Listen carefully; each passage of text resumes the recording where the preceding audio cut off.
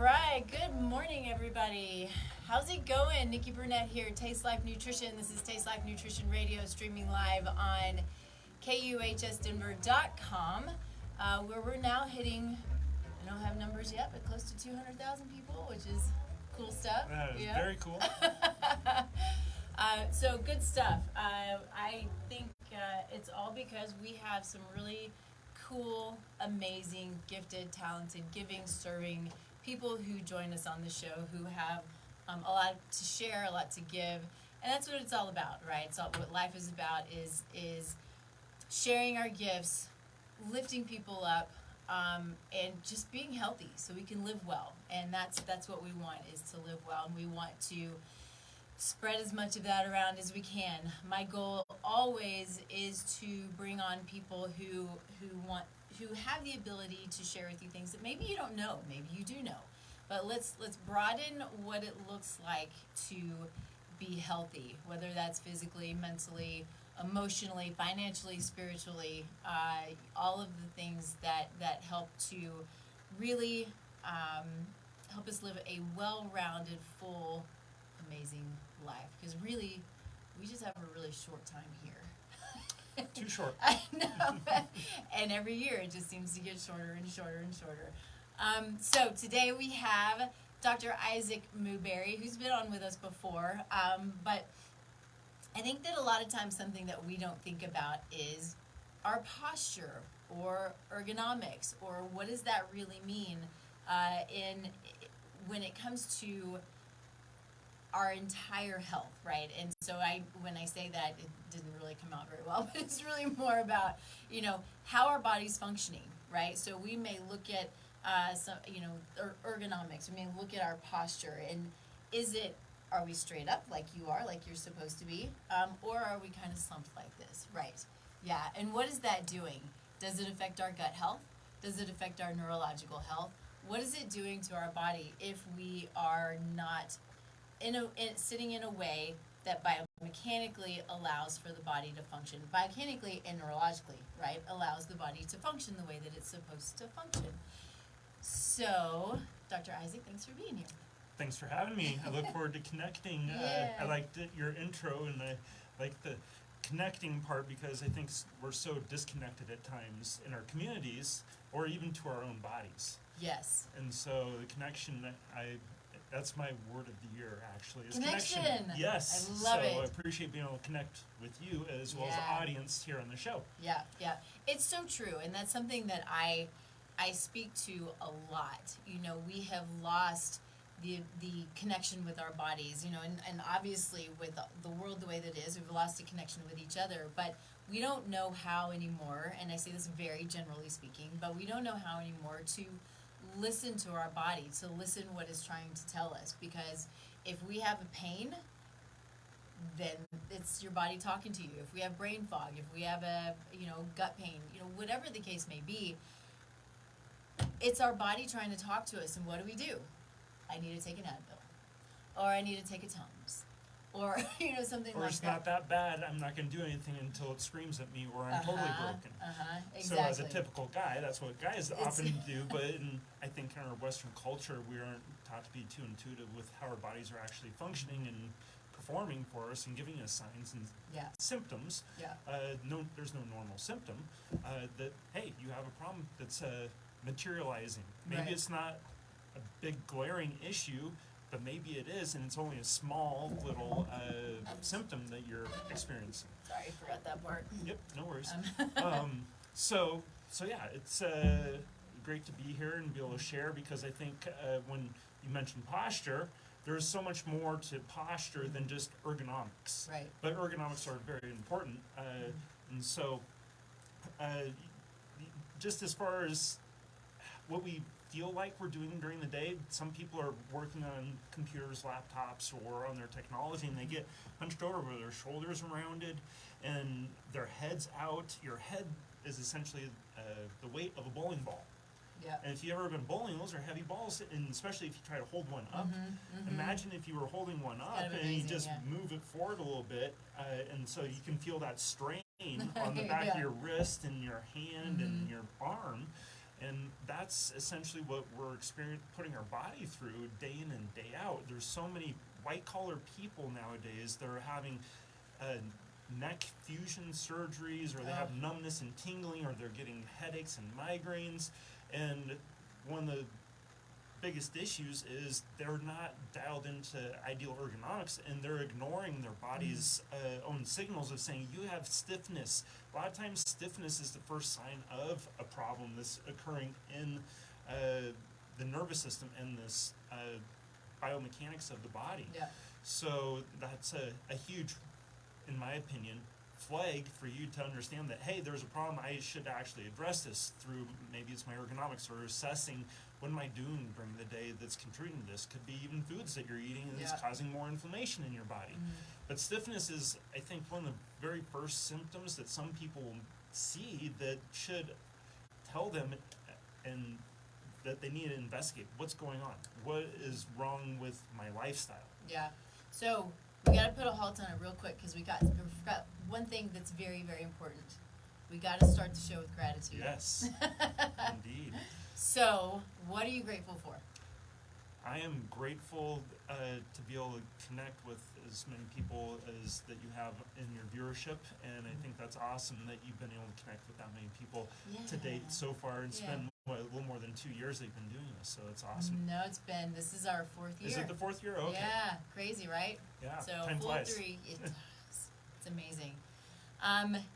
So same. I am, super grateful for this audience and for this this platform. You know, to be able to share what I want to say, but then share the gifts of so many other people. It really is a gift to be in my position to know so many people who are here literally to share, to care, to give, to love, to help, to educate, to inform, to do the things that that can help all of us, including me, because I need a lot of help, to live well and to live beautifully. And, you know, doesn't mean that we don't go through junk, because we all do, but that's why we surround ourselves with people who are here to lift us up, and which I think is so important. I'm very intentional about the people who I surround myself with, and I'm intentional about the people who I bring on the show.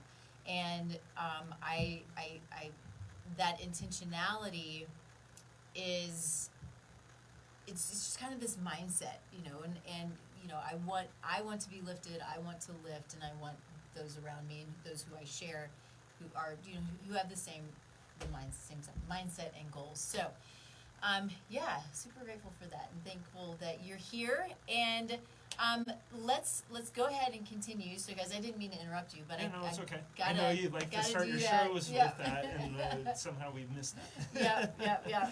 We got it.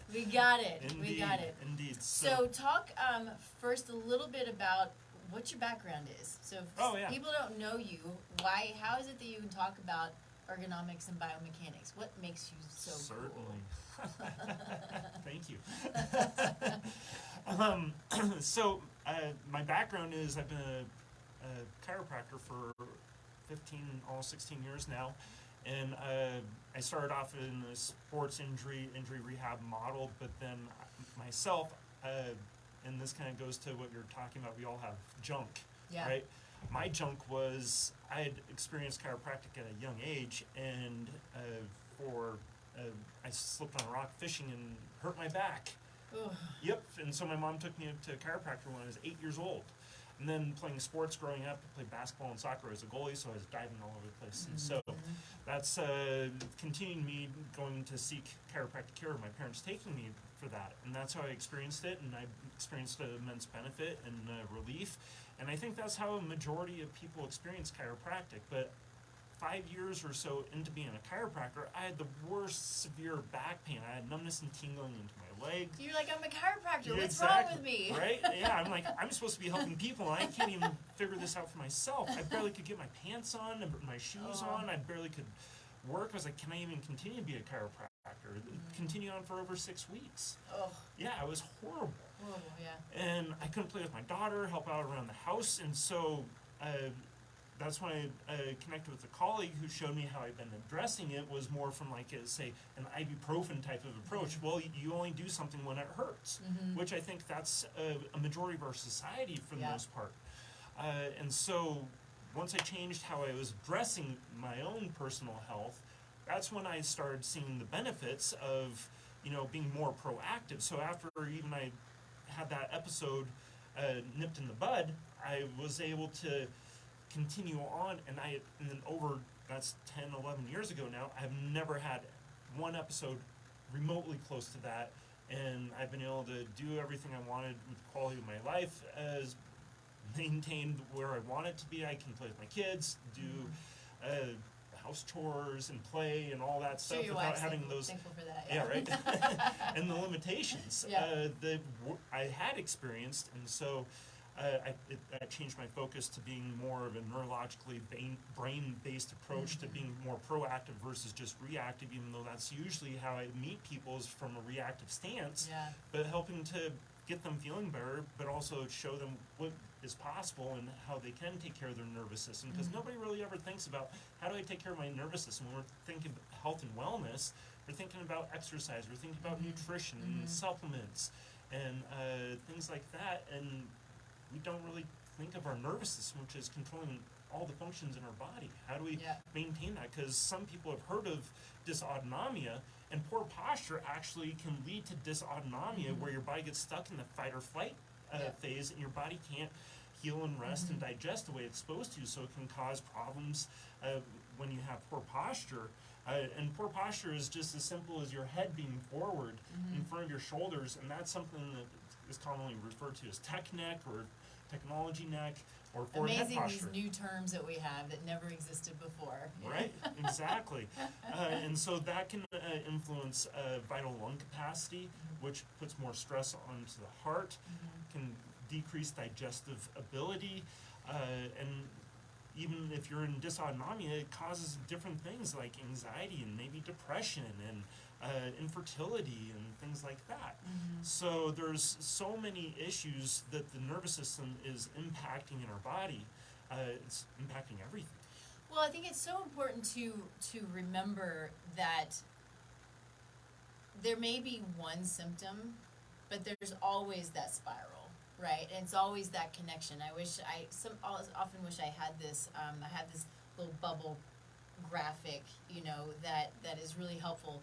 That's the circle, right? You've got the stress, and then you've got the fatigue, and then you have the GI disorder, which then creates the stress, and then more fatigue. And so, but you can throw any number of symptoms and stuff in there, but then it just grows, and you get more bubbles and more problems, and it's this spiral.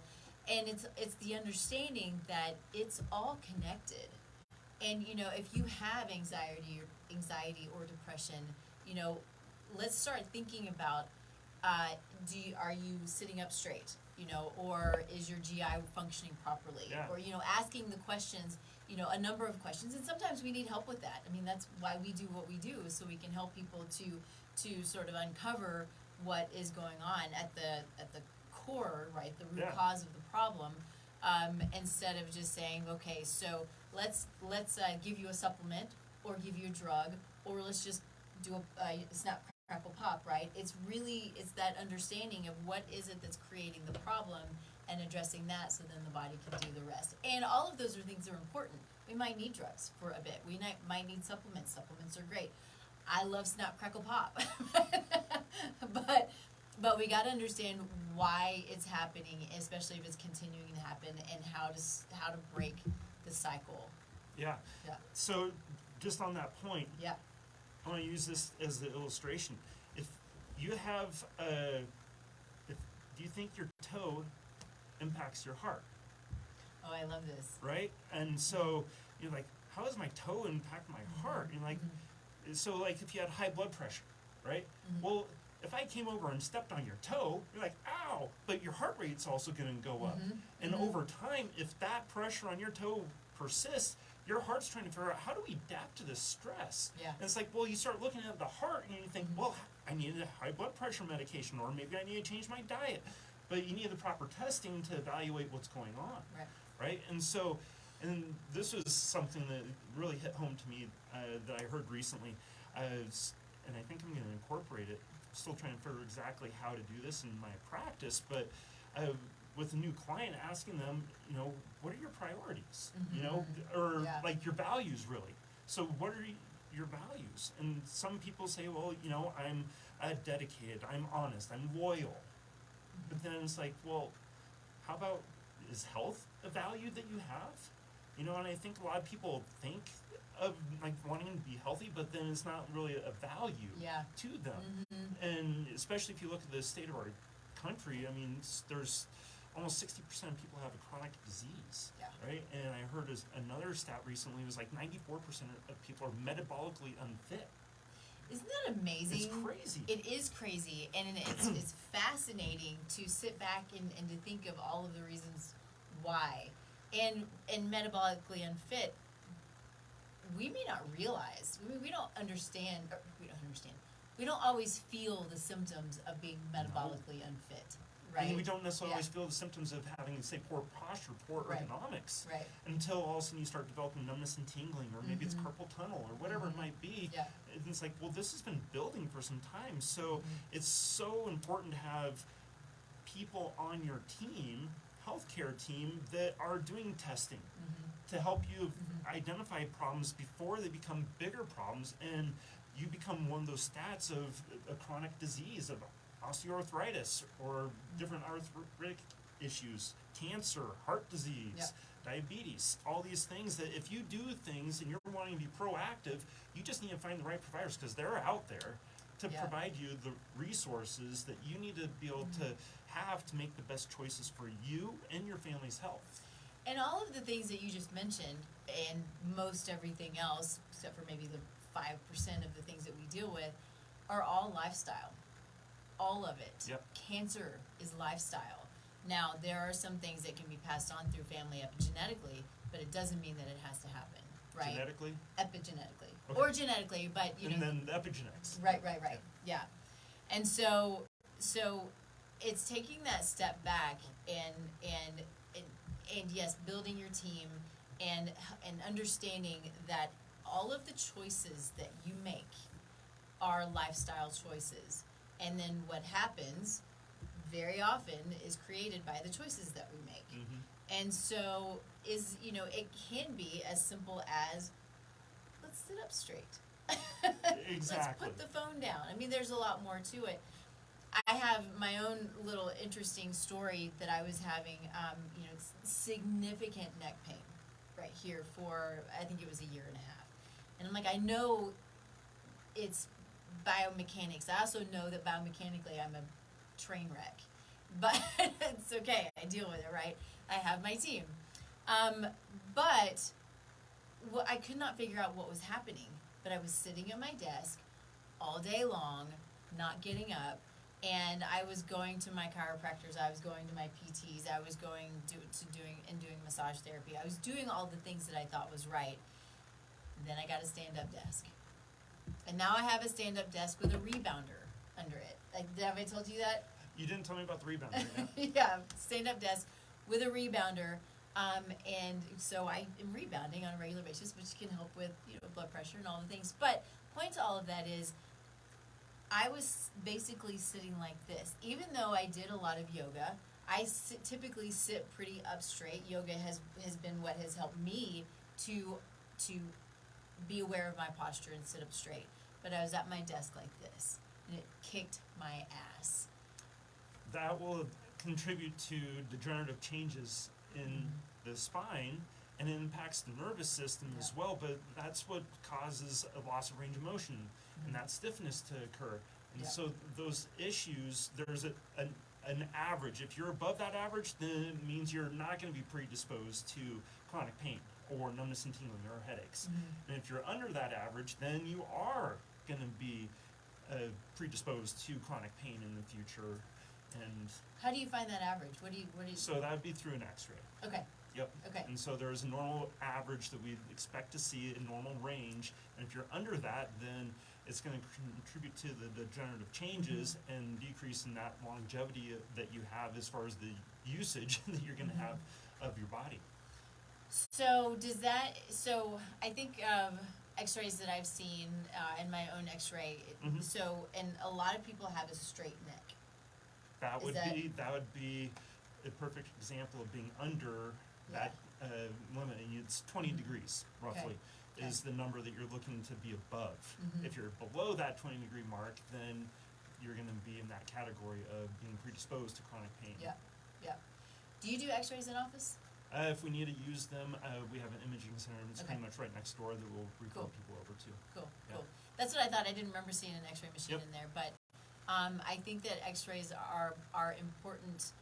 I know a lot of people also are, I was one of those people, afraid of x-rays, afraid of, too much of the x-ray radiation and that kind You of get thing. And more so- radiation on a flight to New York now than you do Yeah. from a newer type of X-ray unit, Mhm. which is the imaging center we use. They have that, and so it's I understand the thought and the concern behind that with people, but the information that comes from it is, I'll say, it's invaluable Yeah. because without seeing a picture, you don't really know for sure what's going on in there. Mhm. And if you want to get to the bottom of the issue, well, picture's worth 1,000 words. Well, it's true, and you have to have the data. You have to have the information. I mean, it's the, running an X-ray in my mind is, just like running labs. You got to look at what the body's trying to tell you, and sometimes you got to see what the body's trying to tell you. And Exactly. X-rays, You don't wanna X-rays are guess. really important. Yeah. Right? It's like, well, Mhm. what's causing my high blood pressure?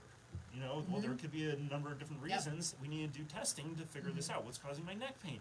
Well, it's just a tight muscle. Well, why does you have a tight muscle? Well, yeah. Always ask why. Right? That's the key. Right? Exactly. Is always ask why. Yeah, so the more information we have, the better choices we can make Yeah. and better decisions and direction or coaching we can receive to be able to help ourselves. Yeah. Right? And so, but yeah, the poor posture also impacts our ability to breathe. If we're breathing more shallowly, then that's gonna tongue twister. Yes, it is. At least for me. Yeah. That's gonna create more tension in the muscles in our neck, but also it's gonna deoxygenate our body, and it's gonna potentially cause more cold hands, cold feet, decreased digestion, throw us more into that fight or flight and anxiety type of state. And so there's so many impacts that poor ergonomics can have on our overall health. So I want to hit on this real quick because this is so interesting for me because, we come at this from different modalities, but we're seeing the same, and similar symptoms. Some patterns as Yeah, well, yeah. And so for me, when I see, people who are dealing with cold hands and feet, my first thought is, let's check your thyroid. And this is why it's so important to have your team. Because sure, there could be thyroid dysfunction, but maybe there's not. So what's causing your cold hands and feet? Or is it both? Or did one create the other, right? Could you have structural issues and things that you need to go see Dr. Isaac for that are impeding the function of the thyroid? Interesting you bring that up because the thyroid is something when we have lost that curvature in our neck is very common to see a thyroid condition also Interesting. being present with that. Interesting. Yes, so I wouldn't necessarily say it's a one-to-one ratio, but there's very high tendency for us to see that. Well, and we see thyroid dysfunction in a lot in women. We see it in men and in women, but we see it so often in women. I mean, people, they come to me on such a regular basis going, I've been diagnosed with hypothyroid. So nobody ever asks why. So, but I do, right? You do. Why? What's going on? Mhm. And is it truly thyroid dysfunction? What's creating that? Yes. It's so, going back, and I probably repeat it too many times, but I can't not repeat it. Always ask why. If you have a diagnosis, if you have a symptom, if you have an issue, ask why. And if you get an answer, ask why again. If you get another answer, ask why again. You got to keep asking. You have to dig down. It's not just how do we manage the symptom. Yeah. I mean, that's a very surface level approach, but if you really want to take care of yourself holistically, you need to ask why, right? You need to be your own advocate. And so many people I feel like have been disempowered by the Yes. medical system. Yes. It's just a white coat. They told me I need to do this, and so I'm going to do that. without even seeing if there's another approach. We have the best urgent care system in the world. Yep. Number one. Out of the healthcare systems of the world, out of, say, the top 45 countries, we're like 41st. And it's like, okay, we need to ask questions. We need to be advocating for ourselves. Why is one of the best ways to do that, as far as what to say to your providers? Yeah, yeah. It's so true. And what you say is what I feel, and I say a lot as well, is so often when people come to me, or I think to any provider in our world, sort of the functional, holistic, whatever you want to call it, world, is they're frustrated, they're angry, they're mad, they're not getting answers. The whatever the issue is just keeps happening, and they're like, why is this happening, and why am I not getting any help? And it really is that. I say exactly what you say. It's they come to me disempowered, and all I want is to empower them with knowledge. And it's that empowering with knowledge on their own body, on what they have the capability of doing, how they have the capability of working through this, just by asking the questions and digging for the root cause, and finding their team who are there to help, to support, and not say, this is your problem, go get a drug and we'll see you later. Or not see you later. Yeah, totally. It's just on the disempowerment, I think the people that are self-advocating for themselves, they're the ones that they have, I'll call it a free agent team. They're looking for the best fit for them, and they're willing to pay to find that, right? It's not like, well, what is my insurance, who do they want me to go to? Yeah. Your insurance company does not have your best interest at heart. Their best interests at heart are to put your money, into the pockets of their stockholders. Yeah. And according to Medicare, I can't remember which rule or law it is, but they specifically say any treatment or approach that's being utilized to prevent a disease is not medically necessary.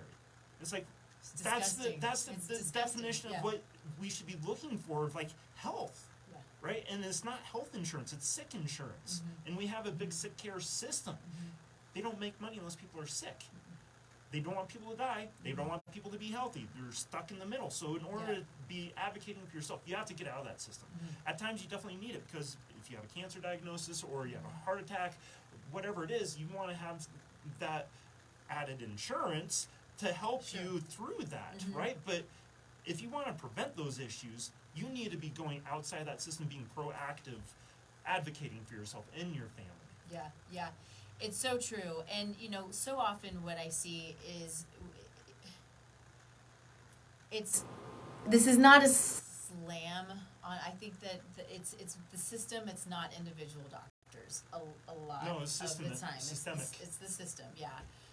But what I see are, if you do start advocating for yourself, and you say that I don't think that this is, your answer is necessarily the answer for me, they'll get mad. They can. I've heard people getting kicked out of that doctor's office, and it's like, they need to be open to different approaches to best help their client. That's what they're there for, is to help their client understand different options for care. It's not just a one-size-fits-all approach or one pill for every person. Right. We all have different epigenetics and genetics that we need to take into consideration, or even our own beliefs, right? Yeah. Those are all factors that are being, I'll say, whitewashed, I feel, in medicine. It's like everybody's fitting into a square hole. I'm a round peg. I don't fit in that. Yeah. My kid is not the same size or shape, right? We're all different. We all have different needs, different nutritional needs, and it takes a team to be able to help us get to the outcome that we're looking for, and it's a continual journey to chase health. It's not just a destination. Yeah. You have to keep moving in life. Things change, and it's a moving target. It's true. And I do think, too, I think it's important for a lot of people to have your allopathic practitioners on board with your team. And those practitioners, in my mind, should be open to you discussing your needs with your team. right? They should embrace connecting with your team as well. Yes. Right? Yeah. And like, hey, this is what we see, this is what you see. Hey, well, maybe there is a goal of that individual. If they're on 10 different medications, I want to get off these medications. I don't want more. So, doctor, can you work with Nikki and help me figure out how do we decrease these medications as we're going through a program to help decrease cholesterol, decrease blood pressure medications, decrease my diabetes meds, right? It's not like, oh, you need more medication. Well, if you need more medication, you're not getting healthier. Right. That's the opposite of health. You're not building that. Yeah, and what do we see? We see you're on a medication, then you have to medication to mitigate the symptoms of that medication. And you're talking again about a whole new spiral that you're dealing with, which is ugly. Yeah, it is. And, you know, there is definitely a time and place for those things, right? Absolutely. For sure. Yeah. And it's not all bad. But it's, you know, I think there's, as we're talking, so much of what's going on in our disease processes is lifestyle. How often are we addressing that? How often are we looking at that, right? Is it inconvenience? Well, you want to be healthy? I mean, you need self-advocate. Yeah. Totally. So what are you seeing in practice when it comes to, an example that I have a nephew who stayed with us for a while, and he was always like this. On the device. Always. It was insanity. But he's not the only one. We're seeing it all the time. Whether they're kids or whether they're adults, we see it all the time. What are you seeing? We're so reliant on technology now, is like, how do we make it work for us? Yeah. Right? And I'll just say, the biggest issue I see with screens is they're not in the ideal position, right? So if you're, regardless if you're using a laptop or a desktop, the monitor, the height of the monitor, the center of the screen should be eye level when you're sitting up straight. So center if you look, of the screen needs to be eye level. Okay. And so the center of the screen should be eye level, and if you look at the top of the screen, you should actually feel like you're looking up a little bit. Okay, so that's with your computer technology. If you're using a phone, you want to have that here, like resting your arms on your side to hold it up here more in front of you, so you can be looking straight ahead using both hands. So the goal, just to sort of make it easy and make sure that I'm understanding you, is just looking straight ahead. In everything that you're doing, looking straight ahead, not looking down, not looking too far up, just straight ahead. Yep. And I'm not sure how you're going to do it, but if you have the show notes or whatever, I have a link for an 8-step guide that gives you exercises and stretches and ergonomic and lifestyle tips. So that's going to be available to talk about, because we don't just want to be looking straight ahead. If we're looking straight ahead the whole time, we're going to lose our ability to turn our head. And that's one thing that contributes to the loss of that curve or the forward head, is because certain muscles aren't being used to provide that support to our structure in our nervous system.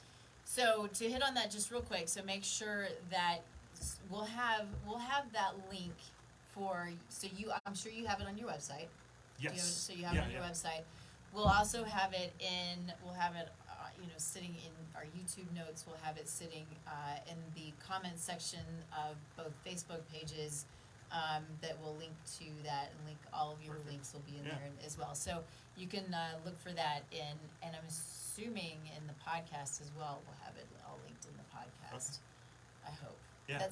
Keep the fingers crossed. That's Ruth. So I'm sure that she takes care of me and all of that stuff, thankfully, because it wouldn't get done otherwise. Yeah. So many things. Anyway, cool. So that'll be a good one. I think it's important because it's one that you can take. You can share it with your family, share it with your kids, even if they don't think it's important. You know, it's those little drips, right? It's those drips on we need the drips. Yeah, that's true. I mean, we need those reminders. We need to have resources, and this is just a free resource that's available. And I don't even really, I touch on it a little bit in the guide, but having a sit-to-stand workstation is awesome. To be able to have that as a resource for yourself. Or if you're sitting on the couch, you want to have it like a pillow or two on your lap, so you can rest your arms on that. So whether you're reading a book, paper book, or using a tablet or other technology, you can prop that up more, right? Because you want to get out of this looking down. We look down so much as it is already, whether it is for reading or eating or whatever, tying our shoes. You know, we're looking down to make sure we're not tripping as we walk. Yeah. So that's definitely something else to take into consideration for that to be something that's easier for you to make it work for you, because sitting is actually one of the most stressful positions for our back, and our back is one of the most common, I think it's the number one disability in the world for people that suffer that issue. And if people had their spine as their smile, they'd take better care of it, right? Because you could actually see that it's not healthy. Right? It's not waiting for things to totally discolor and like, oh, my tooth's starting to fall out. I guess I need to do something now. But that's essentially what's happening to spinal health. And the impact on the nervous system is astronomical. And that impacts your health.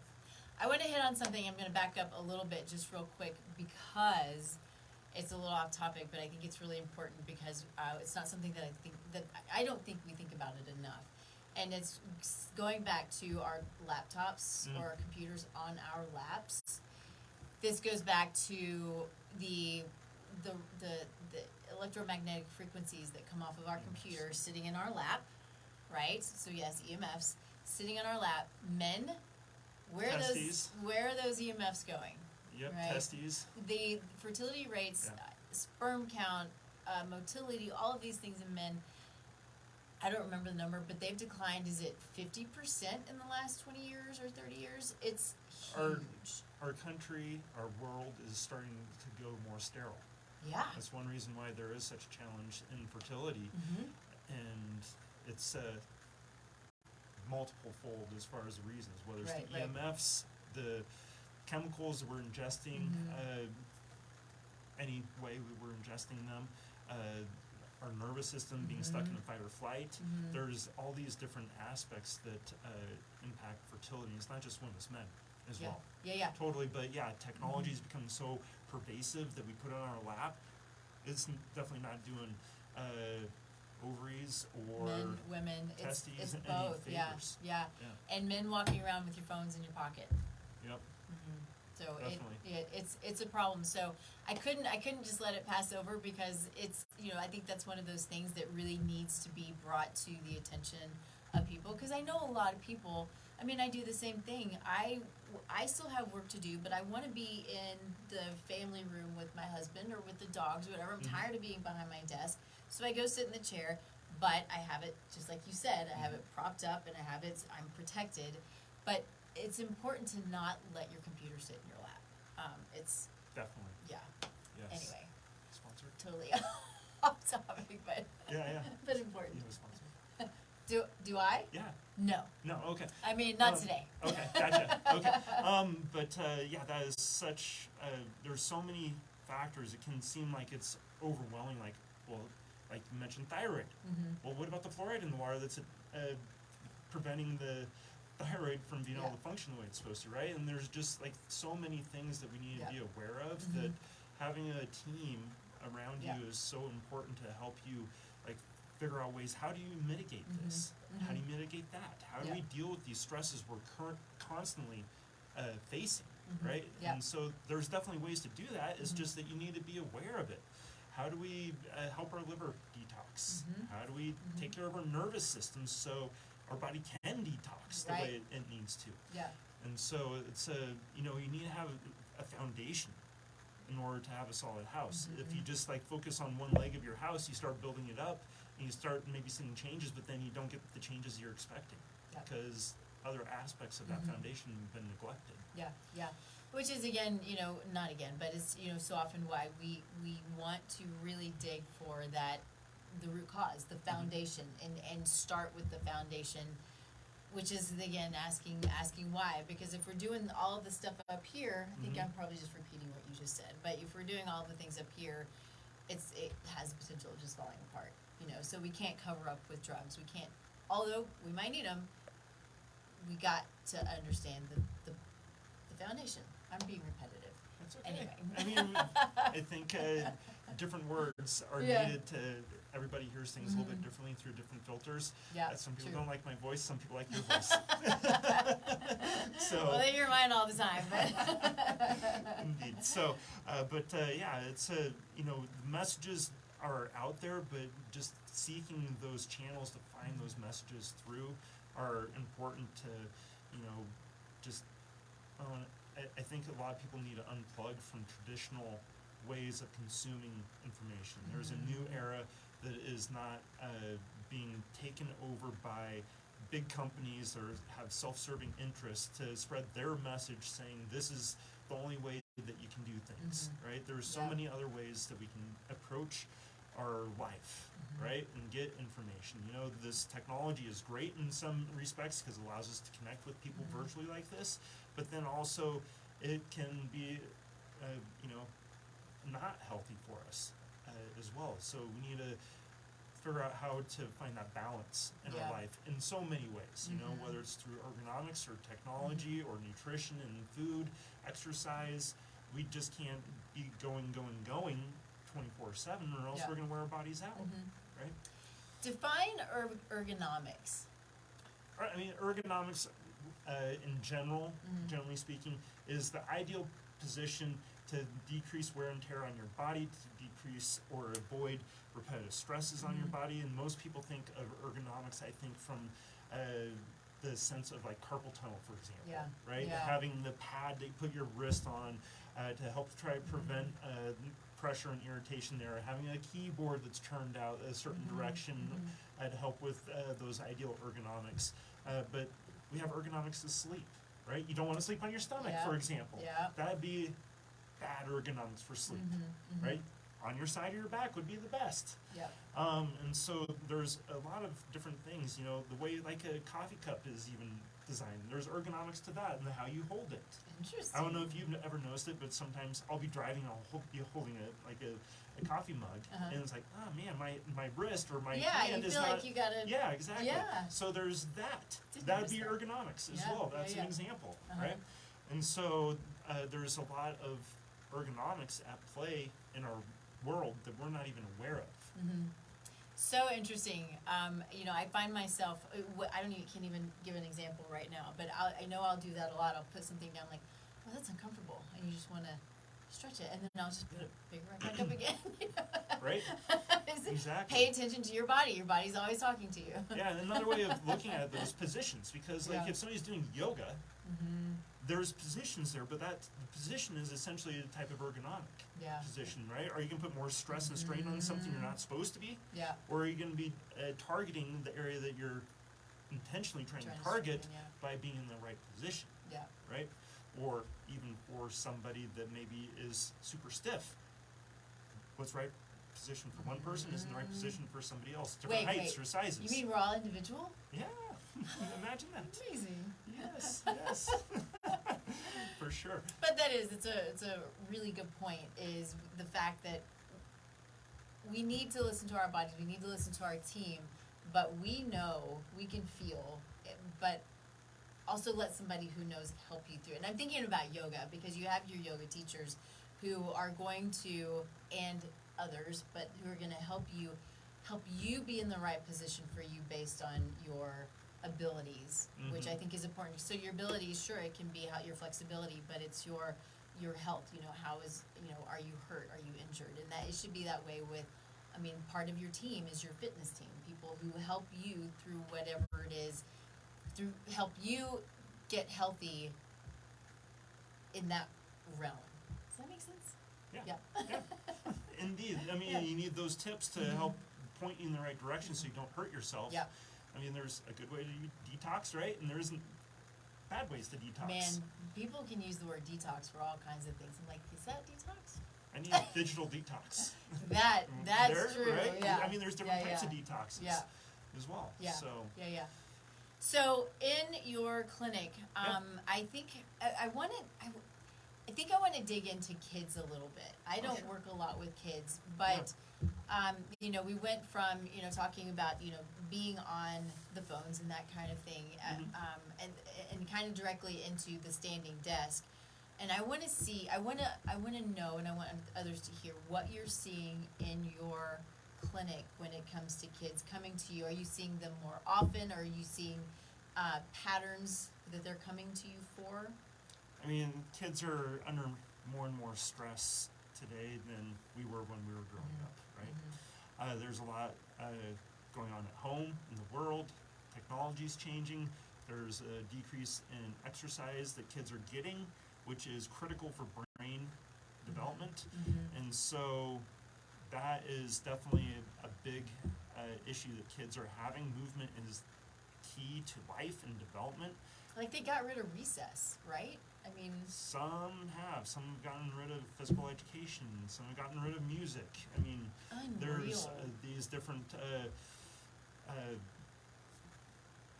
don't want to call them modalities, but just different learning styles that certain people gravitate towards that they're missing out on, right? And isn't that what school's for? Exposure, I think. Yeah, exposure, and learn what you want in life, and who you are. And there's a big there's a big hole there as far as I feel like is starting to occur with education. Yeah. Right. It's they're teaching kids to be in the system versus what is interesting for this person. How do we support this person in their learning and help them flourish? It's like, well, you're getting by. You're going to keep moving on. Right, and it's not there isn't the attention I feel like it's needed to help certain kids have, they're more gifted in, like, I'll say, like, hand-eye fine motor skills, and they are interested in technology. Maybe they want to electrical type of things, where they're not fitting in the normal mold, quote unquote, of reading and or sports, right? But let them grow in that world of where their interests lie versus saying, well, you're really good there, but you suck over here, so we need to really focus over here. I mean, talk about a way to disinterest a child in what their gifts are, right? Yeah. So, I don't know. There's it's a whole other subject and topic, but as far as what we're seeing kids for, I mean, there's so many kids dealing with headaches and migraines, so many kids are dealing with neurodevelopmental issues and challenges on the spectrum, and so do you have stats on that? Because the stats are pretty phenomenal, and I'm not trying to put you on the as far as how many kids are compared to like 10 years ago versus 20 years ago. It's crazy. I mean, like, it was like 1 in 200 or 1 in 400 that was on the spectrum like 20-ish years ago. And now I've seen numbers that it's saying, at least for boys, it's going to be 1 in 24, and it's just like climbing. Real. And some people say, well, it's just a matter of having better technology to be able to diagnose I think these that's an excuse issues that we get for a lot of things. Maybe there is better technology so we can catch more things that are outliers that aren't like, screaming at us, but like, oh yeah, you do have these signs and symptoms or issues going on that would put you in that category, but they're not like the big ones, right? They're on the fringes. And so there is probably some of that, but I think it's a combination of stress that our body's under, whether it's the chemical stresses, through things we ingest and inject and rub on our bodies. There's so many metals are being used in our environment, and those are neurotoxins, right? And so really consider those factors for normal development. And then also we have the EMF, as you mentioned, right? And that we don't fully understand what that's doing physiologically to our bodies and impacting our development.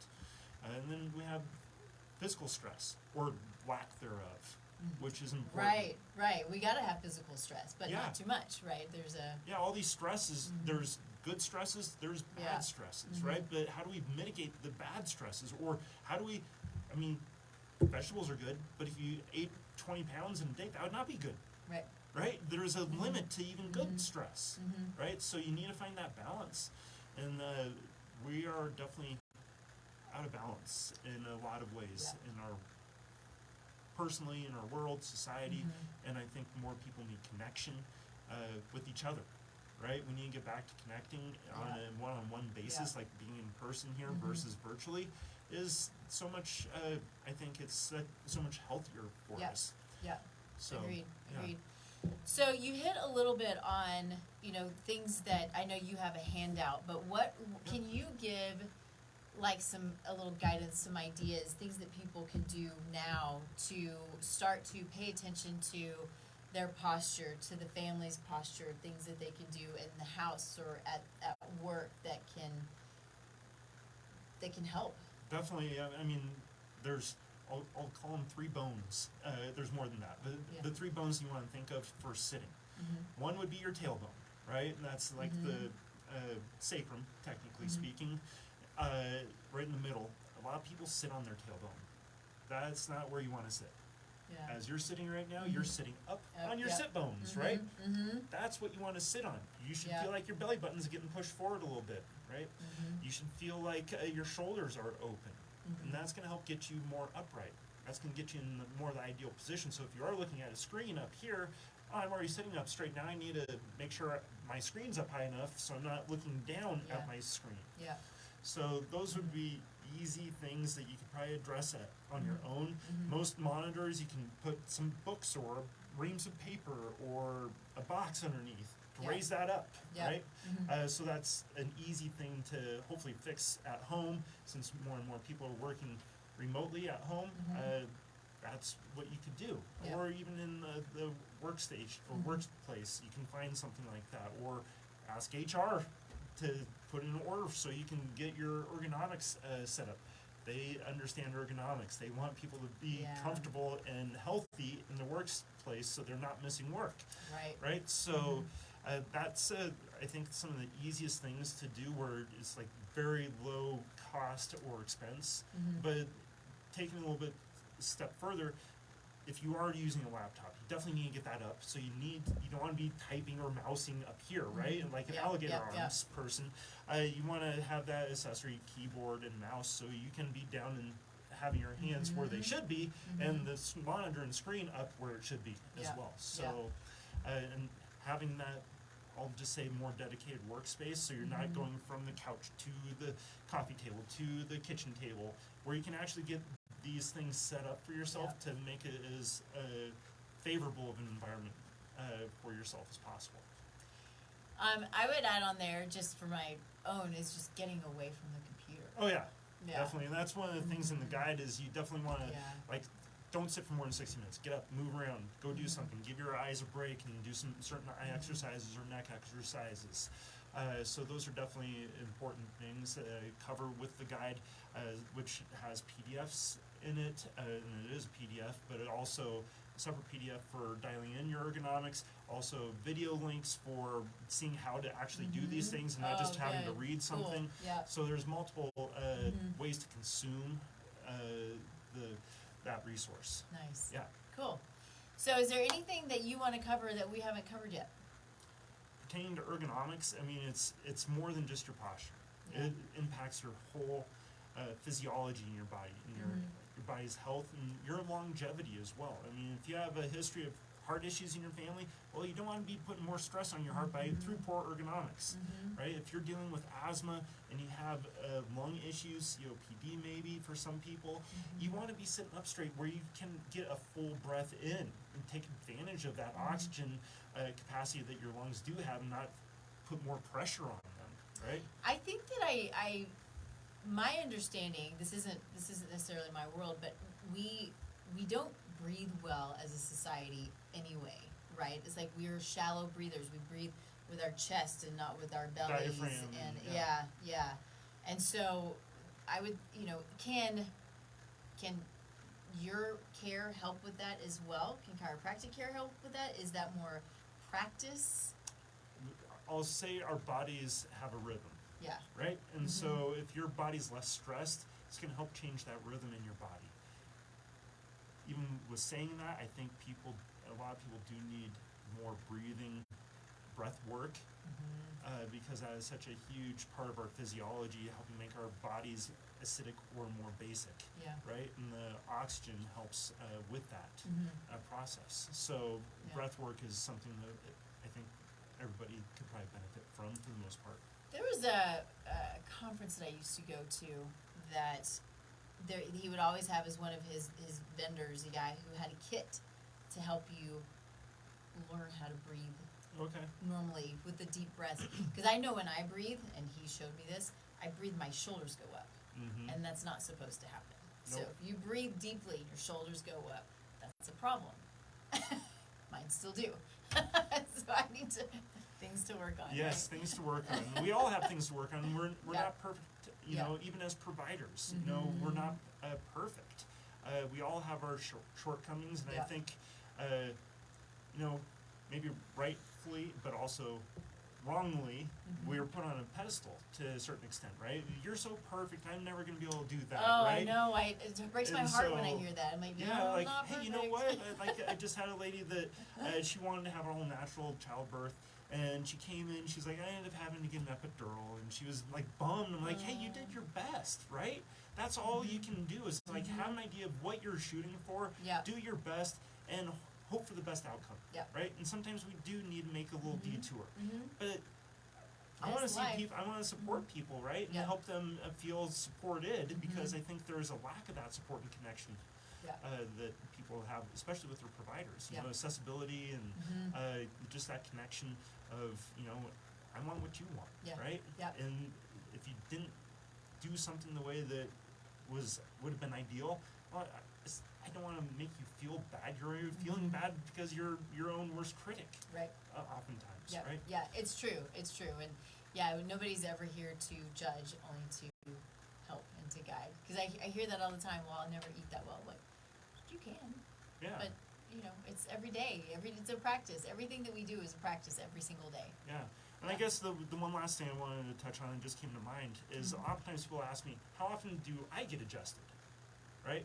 And so one of the reasons why I do the frequency that I consume it at for my own adjustments is because of what I saw with research. There was research done that showed if the spine is fixated and not moving in a certain area for 2 weeks, then degeneration starts. Interesting. Yep. Okay, good to know. Osteoarthritis, degenerative disc disease, all those processes start to accelerate. And once they're in motion, it's hard to halt that, to stop it. So I get adjusted minimally every 2 weeks. Good for you. Yeah, and very cool. Oftentimes, if I have something going on, I'll get adjusted more frequently. But that was after I went through a course of care initially to get me to that point where now I can just be supportive and not have to be as intensive in my approach. Yeah. Love that. All right, how can people find you? The easiest way, it has the social channels. Phone number is the website, and that's lifetimewellnesschiro.com. Okay. Is the best way. And then we have links to the free resources. You have to go to the bottom of the page to find those, but it's at the bottom of the page for free resources. There's also other tips and guides there as well, outside of the ergonomic one, for stretches, for different health tips and all that. So Good. Yeah, check him out. Go to the website. All kinds of good stuff. It's always good to have free resources to help move you in the right direction and help you continue to learn and understand your body and what it needs and who are those who should be part of your team and who can help you move forward and live big. Yeah, and I guess the last thing, just because it didn't really come up, even though we are in the Denver area, right? So that's where the brick and mortar office is, but I also offer complimentary phone calls, consultation, just to help point you in the right direction. So if you're wondering, hey, well, what should I do? Where should I go? And would it be a good fit for us to work together? I like to offer that as a discovery, just opportunity to see what your needs are and concerns or what you have going on, if I can point you in the right direction or offer any help. Cool. Yeah. Very good. I love it. All right, and of course I am Taste Life Nutrition on pretty much everywhere. So the website, the social media. You can go to the website and fill out a free assessment. I reach out to you personally and we chat about it and see kind of the same thing. Is it something that I can help with, or can I point you in a direction that's going to be better suited for you, or do we help you build your team? We do that as well. So Soulful Conception, I think we're launching today. I don't really know.